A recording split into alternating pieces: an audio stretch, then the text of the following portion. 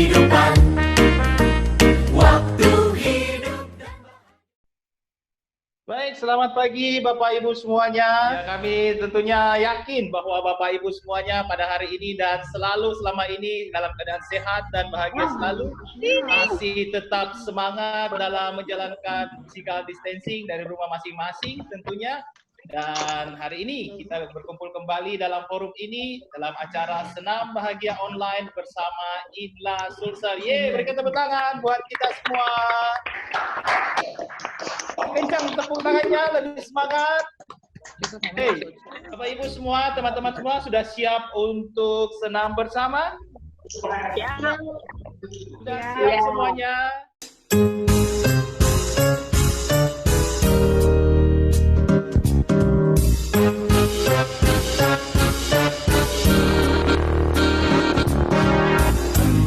aku satu keluarga, semua bangsa satu keluarga.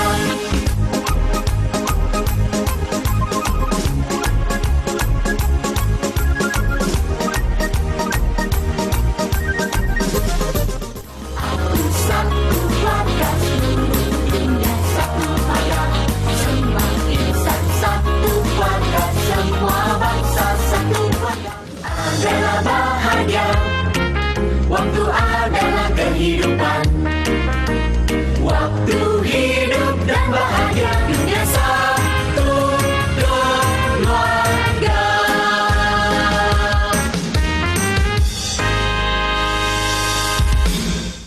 Oke.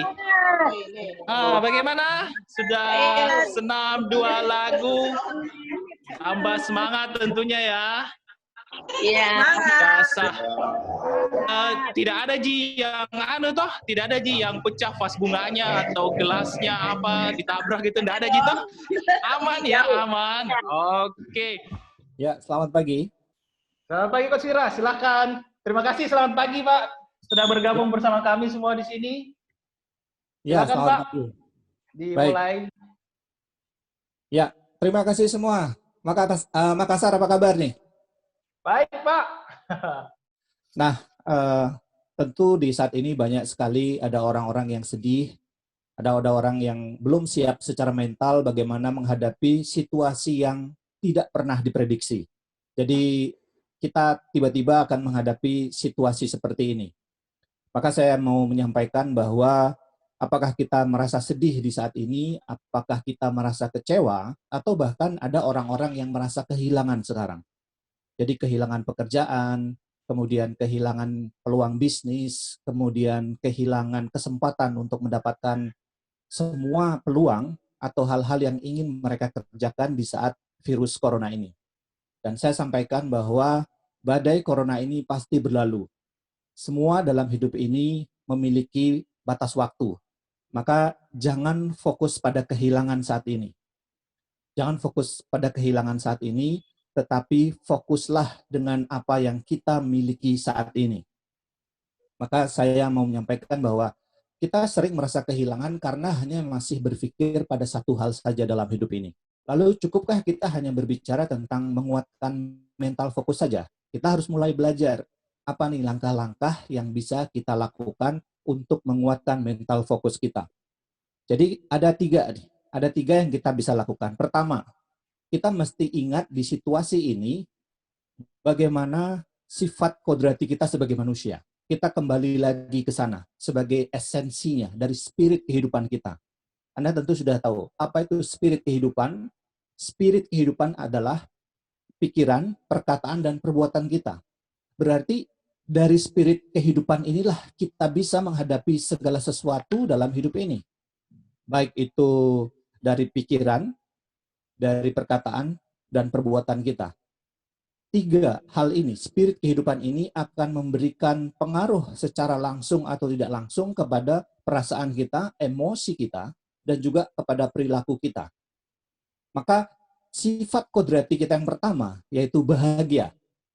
Dalam kondisi sekarang, teruslah bahagia tanpa syarat. Apapun situasi dan kondisinya, tanpa kecemasan, tanpa ketakutan yang berlebihan. Kita tetap menjaga bahwa Tuhan selalu memberikan perlindungan bagi kita semua. Saya menyebut ada yang namanya circle of blessing. Jadi ada lingkar blessing, lingkar karunia dari Tuhan. Tuhan itu melindungi kita seperti dia telur ya, kita ada di tengahnya, seperti di bumi. Kita sedang dilindungi di sini. Nah, circle of blessing dari Tuhan ini betul-betul harus kita pahami. Contohnya begini, kalau Anda mau sehat, jangan merokok, maka Anda akan sehat. Siapa yang membuat keputusan sehat? Karena Anda tidak merokok, maka Anda bisa sehat. Itu pertama contohnya. Yang kedua, kalau Anda mau secara fisik, badan dan pikiran Anda menjadi lebih baik, cobalah makan makanan yang sehat, yang mengandung nutrisi yang bagus. Misalnya, ya, kita melakukan pola diet vegetarian misalnya, vegan, apapun bentuknya. Lalu pertanyaannya, siapa yang memutuskan? Diri kita sendiri. Jadi ketika kita memutuskan, kita akan mendapatkan kesehatan. Sama, ketika anjuran pemerintah di saat ini melarang warga masyarakatnya atau mengurangi mereka keluyuran keluar rumah yang nggak jelas, supaya aman untuk mencegah rantai dari virus corona ini sebagai contoh, siapakah yang memutuskan? Diri kita sendiri. Nah, ketika kita tidak keluar rumah, maka kita sehat. Maka kita akan bahagia. Itu yang sebabnya saya katakan pertama, sifat kodrati yang harus selalu kita ingat adalah bahagia.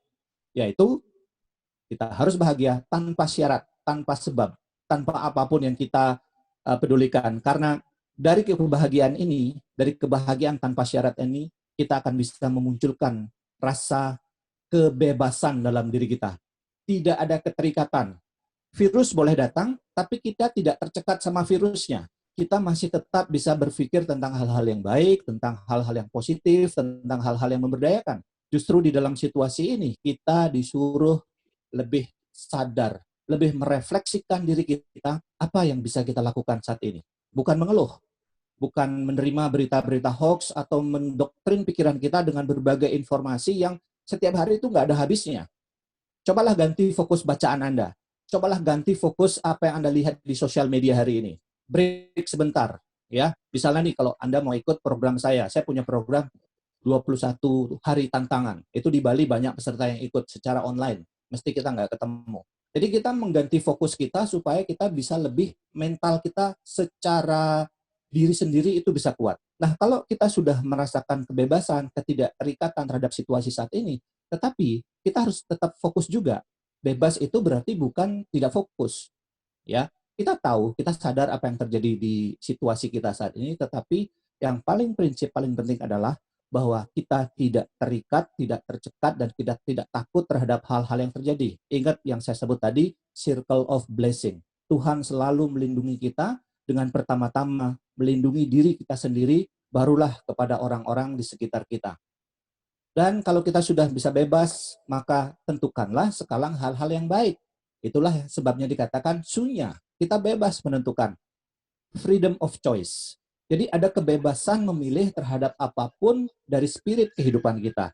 Dari berpikir, berkata, dan bertindak. Dari spirit kehidupan inilah kita bebas menentukan pilihan, tetapi kembali lagi, apa yang kita pilih, apa yang kita lakukan harus dipertanggungjawabkan. Nah, ketika kita bisa memilih secara bebas, bukan berarti kita bisa ngapain seenak kita saja. Ada batasan-batasan tertentu yang kita harus lakukan. Prinsipnya adalah jangan sampai membuat pertama diri kita rugi dan orang lain rugi. Jadi mengelola perasaan emosi ini adalah sangat penting. Dan yang ketiga adalah, Anda tentu sudah tahu, kalau kita sudah tidak ada ketakutan untuk menciptakan kebahagiaan, kemudian kita tidak ada keterikatan, kemudian otomatis kita tidak akan menyalahkan atau mengeluh. Disitulah kemuliaan kita, karena kita merasa sebagai insan pribadi yang memiliki martabat dalam hidup kita. Nah, justru saat sekarang ini merupakan momentum bagaimana alam semesta sedang mengajak manusia. Coba kita renungkan, bukankah saat ini semua negara saling bekerja sama? Karena alam itu tahu, manusia sekarang ribut. Di semesta ini, semua penduduk, satwa, hewan, binatang, tumbuhan, semua yang ada di alam semesta ini, semuanya itu baik, semuanya itu menjaga alam, kecuali manusia. Manusia yang terlalu mengeksploitasi alam untuk mengisi kebutuhannya terlalu berlebihan. Nah, akhirnya apa? Sekarang alam sedang melakukan pemurnian, sedang melakukan pemisahan, sedang melakukan penyelarasan dalam dirinya. Maka ketika alam melakukan penyelarasan melalui berbagai bentuk kondisi yang ia berikan, seperti gempa bumi, gunung meletus, kemudian tsunami, angin topan, badai, banjir bandang, dan semuanya. Lalu manusia bilang apa? Wah, alam sedang marah sama kita. Alam sedang murka. No. Ini alam nggak pernah murka. Alam justru selalu memberi kita. Dan alam nggak pernah komplain. Cobalah, pagi hari kita tanam sebuah benih di halaman rumah kita, tunggu 1 minggu, tunggu 2 minggu. Benih itu akan tumbuh menjadi sebuah tunas, kemudian menjadi pohon, dan dia berbuah, dan dia akan menghasilkan panen yang kita bisa nikmati. Pertanyaan kita, pernahkah tanah itu ribut sama kita? Pernahkah tanah itu pamrih sama kita? Terus dia bilang, ini udah gede loh. Ya, justru manusia sebagai puncak ciptaan di alam semesta ini yang sering terlalu mengeksploitasi alam dan tidak menjaga keharmonisan alam itu sendiri. Maka sangat penting di saat inilah kita justru momen yang paling tepat untuk segera sadarkan diri, ajak banyak orang lain untuk lebih menciptakan budaya cinta kasih alam semesta. Nah, ini momen yang sangat tepat, momen yang sangat kita tunggu-tunggu. Karena apa? Alam sudah mengajarkan kita. Dan alam akan terus mengajarkan kita, mari bekerja sama, saling menggandengkan tangan. Bukankah sikap tangan seperti ini, namaskar, adgali, atau apapun namanya, itu adalah sikap tangan sempurna, yang artinya universal, yang artinya ketika 5 jari tangan ini kita cakupkan menjadi satu, akan menciptakan keseimbangan, keharmonisan. Berarti alam pun mengajarkan kepada diri kita untuk seimbang, untuk harmonis. Lalu kita nggak boleh salaman. Itu juga makna bahwa kita harus saling menunduk, rendah hati kepada orang dengan sikap universal ini untuk menciptakan keseimbangan. Ada kanan dan kiri, ada yin dan yang, ada ida pinggala, ada kiri kanan, hitam putih, otak kanan, otak kiri, siang dan malam, semua selalu ada berdampingan. Maka kita perlu melakukan sikap ini. Jadi sikap ini bukan kebetulan. Kalau manusia tidak mau menggunakan sikap ini, maka alam melalui virus corona mengajarkan kita supaya kita bisa respect orang lain. Dan sebelum kita respect orang lain, kita respect sama diri kita sendiri. Nah, itu pesan yang saya sampaikan. Maka hayatilah dan terapkan, selalu ingat sifat kodrati kita, bahagia, sunia, mulia untuk menghadapi situasi apapun. Karena Tuhan ada di dalam lingkaran kita yang selalu melindungi kita. Circle of blessing. Nah, siapa yang keluar dari circle of blessing ini, maka mereka akan mendapatkan masalah. Mau sehat tapi merokok. Mau badannya bagus, menjaga kesehatan tapi nggak mau pola makan sehat. Disuruh diam di rumah, ngeyel, keluar rumah. Berarti kita sendiri yang melanggar. Tuhan itu selalu memberikan kita perlindungan. Alam semesta selalu melindungi kita. Nah, kita lihat, yang bandel-bandel biasanya akan mengalami masalah. Tetapi mereka pun tetap akan merasa bahwa dia bisa. Kadang kita itu menyepelekan. Nah, 3 fase yang kita dapatkan dari proses ini. Fase pertama yang saya sebut adalah fase self-expression. Kita mengekspresikan diri.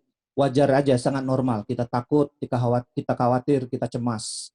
Dan kita melihat di sekeliling kita, lalu kita melihat sosial media, Instagram. Jadi tanpa terasa, kita sedang mendoktrin kita terhadap hal-hal yang menakutkan diri kita sendiri. Yang kemudian, yang kedua, setelah masa waktunya cukup panjang, kita akhirnya lelah sendiri dengan ekspresi diri kita. Lalu muncullah self-awareness. Baru kita sadar, ya sudahlah, biarin aja. Yang penting kita bisa makan, yang penting kita masih bisa kumpul sama keluarga, yang penting kita masih bisa melakukan ini. Jadi dari self-expression tadi yang penuh kecemasan, ketakutan, lalu lama-lama kita mulai aware, kita mulai sadar, self-awareness kita muncul. Ya, banyak doalah. Maka di saat ini lebih banyak berdoa, karena kita nggak bisa keluyuran kemana-mana, terlalu banyak beraktivitas, maka peganglah circle of blessing tadi, karunia dan perlindungan dari Tuhan itu. Dari self-expression, kemudian kita menyadari self-awareness, kita sadar bahwa nggak perlu banget lah ketakutan begitu, nggak perlu banget lah cemas begitu, nggak perlu banget lah kita ngabisin waktu mengkonsumsi diri kita, menonton atau menyaksikan sosmed informasi yang berseliweran nggak jelas, yang membuat kita semakin down. Maka yang ketiga, muncullah self-development. Kita bangkit akhirnya, kita mulai sadar apa nih yang harus kita kerjakan. Justru di saat inilah kita harus menyiapkan segala sesuatu, sehingga ketika nanti COVID-19 berlalu, kita sudah siap kembali bekerja, siap beraktivitas. Maka di saat inilah kita benar-benar harus menyiapkan segala sesuatunya. Bukan sebaliknya. Di self-expression tadi. Kita takut, kita cemas, kita mengeluh. Jadi saya rasa itu teman-teman di Makassar dan dimanapun berada, salam dari Bali. Semoga di situasi ini kita selalu dapat perlindungan dari Tuhan dan selalu diberikan bimbingan, petunjuk, sehingga kita bisa melewati semua ini dengan baik, dengan tabah, dan tetap bisa memberikan yang terbaik bagi diri, keluarga, sehingga tujuan sejati kita dalam hidup ini bisa terpenuhi. Terima kasih semua. Jumpa minggu depan. Terima kasih sudah bergabung. Tetap bahagia, tetap sehat selalu. See you next time. Bye-bye.